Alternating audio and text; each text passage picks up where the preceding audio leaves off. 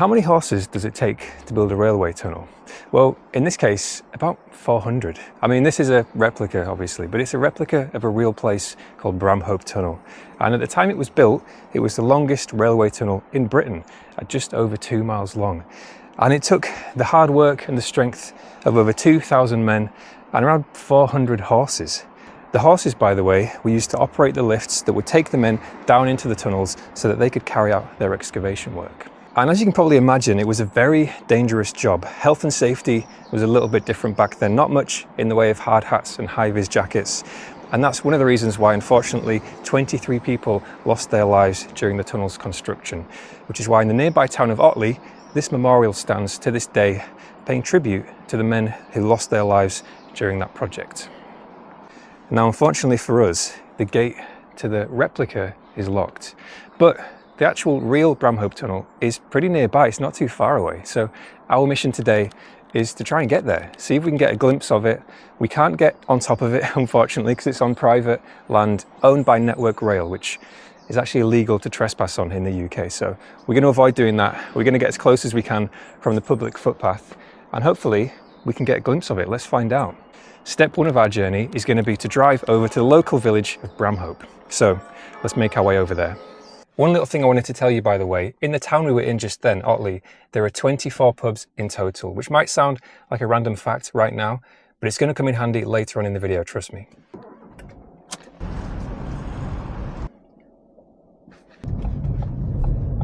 Now, Bramhope is a local village in West Yorkshire, not particularly huge, around 3,500 people live there. Hometown of local legends, UK Olympic medal winners, the Brownlee brothers, who I'm sure are pretty popular around there. And from what I can see on the map, there will be some people living in Bramhope whose houses sit directly above the railway tunnel. It's still a highly active tunnel. It connects primarily, well, a number of places, but most notably Leeds and Harrogate. So if you've ever visited Yorkshire, or you're from around here, there's a good chance those are two towns you're going to know about, and you might have even travelled on this line.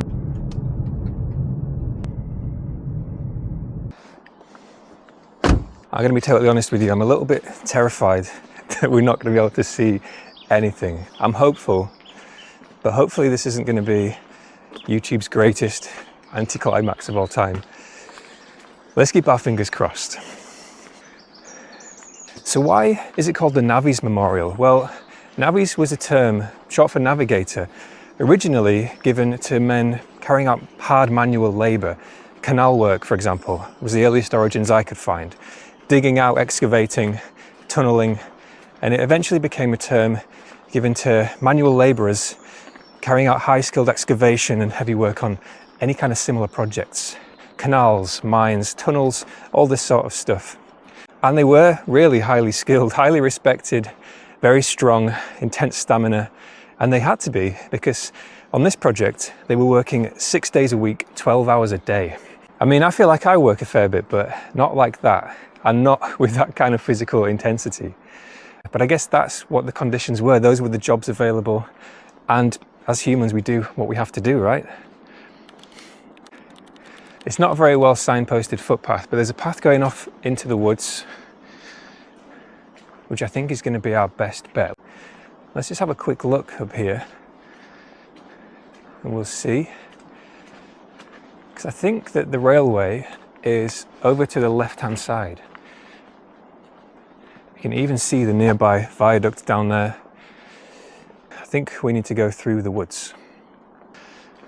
Now, these navvies were so notoriously tough and hardworking and strong that whenever these projects cropped up, they paid pretty well, apparently, relative to the times. And there would often be local farm labourers who would want a piece of the action. They wanted to get involved, get these good paying jobs.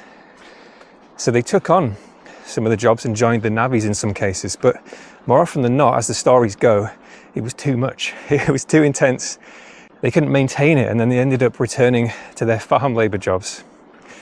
And these 12-hour days must have been very intense. We mentioned earlier briefly about the horses, so the way that they built this tunnel, and many tunnels and mines around that time, was that they would have the start and the end point, of course, the entry and exit for the tunnel, and then in between that they'd build all these access chutes where they could drill down and then drop the men in, lift them out, And it gave them many more points where they could start excavating. Rather than just from 2 points, they could have several teams of men working at once. This isn't looking too good. I'm guessing this fence is where the private land starts. So we'll just be careful not to cross over that, and we'll see if we can get a peek of the tunnel from anywhere. Now, these access chutes were not super safe. So there was these pulley systems that the horses powered by walking around in circles to lower the men down in buckets. And a couple of these are still standing today. I couldn't find them on the map, but they are out there somewhere. But this part of the excavation process in the tunnel was particularly dangerous, and it was one of the locations where a number of people unfortunately suffered injuries and even death sometimes. 23 people in total, which is not great, but to be honest, I was a little shocked having heard how long the project took. 4 years in total. I'm gonna fall down here. 1845 to 1849, and over 2,000 men, around 2,300 in the reports. So part of me feels like that could have been a lot worse, but I'm guessing there were a lot of other injuries that maybe aren't on record as well. I don't know if somebody's built this as a little, what would it be? Oh, it's there, it's right there. Okay, so we can see something. So this must be where the private land starts. We're not going to climb over. In England, trespass is not illegal. It's a civil matter. So typically, if you go onto somebody's private land, you're not breaking the law. As long as you haven't damaged or broken anything to get in there, that's a totally different ball game. But if you just walk in peacefully, that's not illegal. If you get asked to leave and you don't, then things change a little bit, of course. But there are certain pieces of land in England where trespass is different. And rail infrastructure is one of those. We can get a good view though still, which is cool. I'm glad that the fence is here and not further back. I was a little worried that the whole area, like, I don't know, way further back would be fenced off. Okay, so this is the real thing. We've got 4 towers in total. We've got the big one, the little one just behind it attached, I guess, and then there's 2 others over there. They might be a bit far away for you to see. This is one part of the history that's a little bit murky. So the tunnel construction is pretty well documented, but exactly why this folly was built, there are stories and they seem likely and credible, but they're just not verified to the same level as everything else. This is a great view. Let me turn the camera that way so you can see. We'll walk a little bit further up the hill too. So the story goes that the landowner who had to give permission for this structure to be built, it's very muddy. One of the conditions he put forward was that he wanted this folly on one of the entrances. This is the north portal, it's called. So the northbound exit and entrance of the tunnel. And so he requested this folly. And it's not quite as straightforward as it might look. Because you would think, and I've misled you slightly in calling it a folly, that it's purposeless. But another part of the story, sorry, is this really bad camera work? Let me hold that higher. Another part of the story is that in the big tower you can see there, you could actually go inside it. There was an entryway which is now bricked up, but it was spacious enough, apparently, for some of the workers to sleep in there towards the end of the project. So it's kind of like a little summer house / viewing platform. I suppose that is a folly still, isn't it? It was the sleeping aspect in the internal space that threw me off a bit, but I'm no folly expert. I don't know what exactly the criteria are. So once upon a time, you would have been able to walk in there and explore it. Oops. And even not that long ago, if we were to go a couple of years back, you could actually get right up to the towers themselves. It was still illegal, so we wouldn't have done it, of course, and definitely not on camera. It's actually a pretty great view though. One thing I find really interesting about this these days is that you would never know it was there. This is a heavily active line. So many people pass through this several times a day, and as a passenger you would never even see it. Only if you're driving the train would you get to see what it looks like. And I don't know much about trains or the rail network, but I can't imagine there's many other sites quite like this that you pass through as a train driver. Correct me if I'm wrong though, if there's any train drivers watching this. This is probably about as high as we'll get, because after this we just can't really see a lot. Pretty great though. Now what would happen if I was to trespass illegally onto this land or any Network Rail land? Well, it wouldn't be too great from what I understand. I think they're pretty tight on their processes now when it comes to trespass. So, I mean here especially, the drivers are going to see you instantly if you stood on kind of the base of those towers. So you're going to get spotted as soon as a driver comes past. And if you do get spotted, from what I've read at least, the drivers and the train staff are obligated to report that somebody has been seen on the network, essentially on the rail land. And this can result in the trains being slowed as they pass through this space until it's been confirmed that the trespasser is no longer on the land. So that's the impact purely to the railway and the railway passengers. But then me, of course, I'd be in trouble as well. Potential criminal record, and there's probably some pretty hefty fines that would be applied to me as well, which I think is kind of fair. If you're disrupting the railway network, the system, there are pretty big consequences to that and knock-on effects. So this is where I'm going to be staying for today.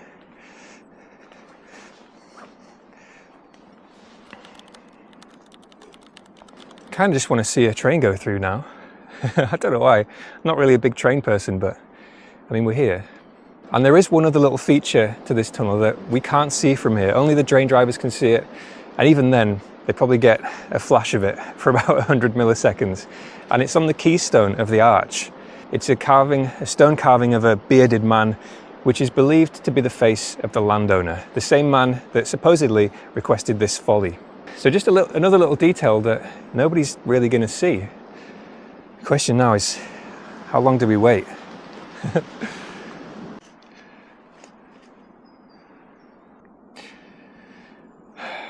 I don't think it's coming. Hold on. Which direction?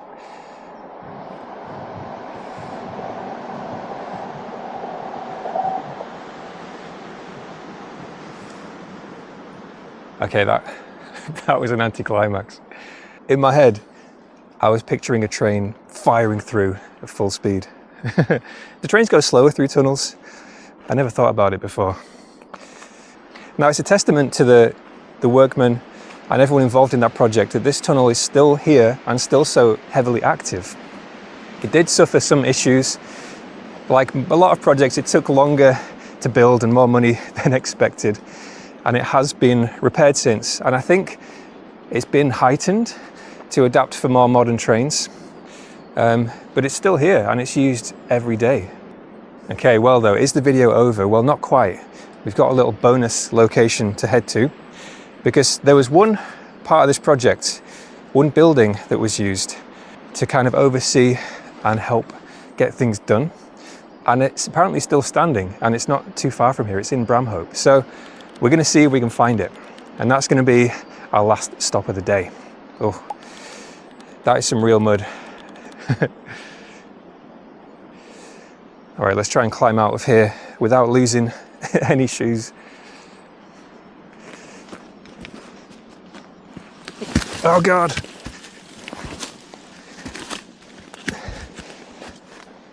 Why didn't I go up the less steep bit?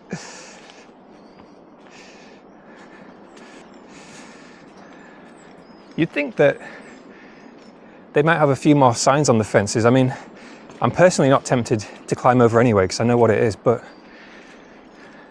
I don't know, you'd think they might want to deter maybe some more adventurous people who care a little less about the rules and the law, because I'm sure that there will be people who climb over there and have a little look undetected.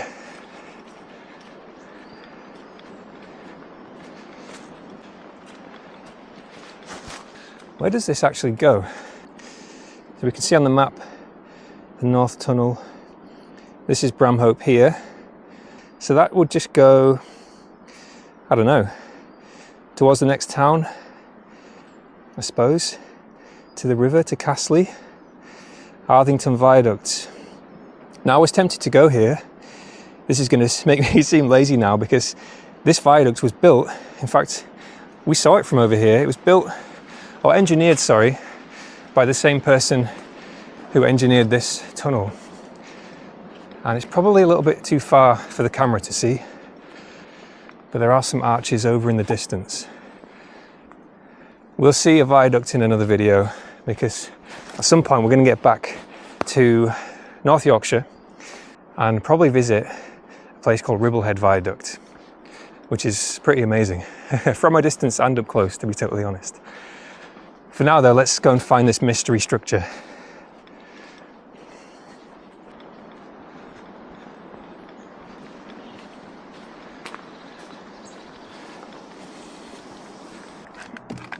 All right. I'm pretty pleased with that. I was really worried after I'd heard about the private land and the fences that we wouldn't see anything, but some pretty great views. I didn't tell you about the pubs yet. I genuinely forgot. Let's get to number 3. I promise I didn't plan to do this. I'll tell you as soon as we get there.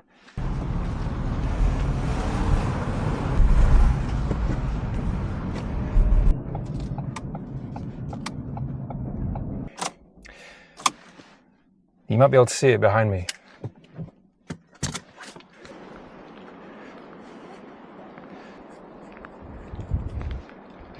All right, this is a public footpath, but there is a couple of horses in there. Okay, now, before we get into the tower, the pubs, 24 pubs. I mean, first of all, just off the bat, 24 pubs in one town, that's pretty incredible. If you're ever nearby to Otley, you want a day out, you want to have a few beers or something, that's gonna give you a pretty solid session. Not that I'm encouraging binge drinking, but you're gonna have a good time. And the navvies knew this as well, because not only were they notorious for their hard work, but they were notorious for letting off steam as well. And they were given daily rations of food and drink. The drink side of things, this is what I read, this came from an official record. They were given 5 quarts, let me move back a bit, you can see more of this.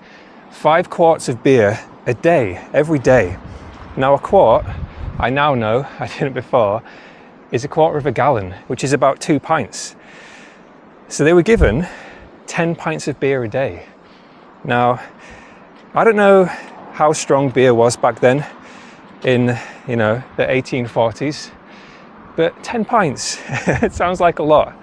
If I was to drink 10 pints today, I would not be going to work tomorrow. Not only that, I'm in my mid-30s. I probably wouldn't be going to work the next day either, but maybe I'm just a lightweight, who knows. And things used to get pretty rowdy apparently. Some of these men would flood into towns like Otley. They would drink on the work camps as well. In fact, in one of these fields, this was the kind of places where the huts were set up, the camps where all the workers could stay. And at one point things got so bad, there was complaints from the locals, from the pub owners, and the contractors managing the project decided to try and cut off the beer supply to the men, to the navvies. And they didn't like this, and it incited a riot, a really bad one. I've read the accounts of this, and it's extremely violent. It got so bad that one person even died. So yeah, they definitely were strong, tough, hardworking, and they applied that same intensity to their drinking as well. Understandable, I think, given the working conditions. Okay, so what on earth is this? Apart from being a bog, this was one of the sighting towers used during the construction of the tunnel. There were 2 of these, I think, and the engineers used these so that they could physically look at the progress of the tunnel and make sure things were going properly, keeping a straight line and working in the right directions, I believe. So they would walk to the top of these towers and I guess just literally look. And sad times, of course, because it's been bricked up, which I think is a real shame. Is it really like a major health and safety concern? People walking to the top of there? I don't know, obviously there's a reason, but that would have been a fun place to go and walk up. Pretty massive stone bricks as well. Those are enormous. Wow, it's a windy day. And that's most of what I'm able to show you today. Hopefully you've enjoyed what we have managed to see. I think we've done all right. Oh, it's windy. I think we've done all right, all things considered. Let me know what you think though.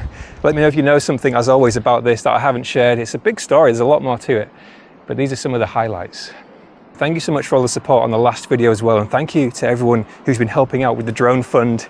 The drone fund is coming along nicely, and I've got a few locations in mind. If you saw the last video, I showed you some of the pins on the map. I've got about, I don't know, 60 pinned locations that I want to visit, that I can tell you some interesting stories from. And I'm reserving some of those that would really benefit from aerial shots. So they're going to come a bit later on, hopefully not too far away. We're working on it. So thank you so much, hope you've enjoyed it, and fingers crossed I'll see you on the next one.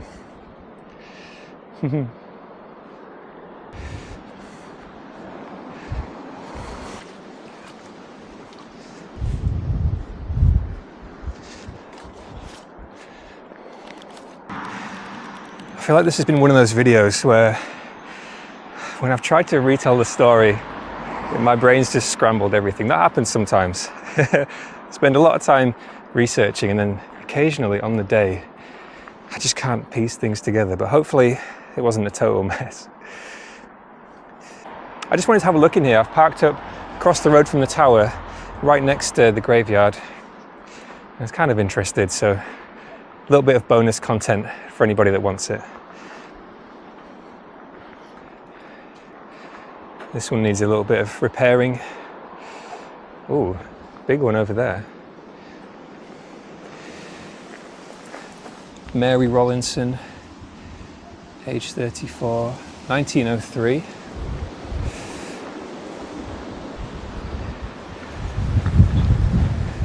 Oh.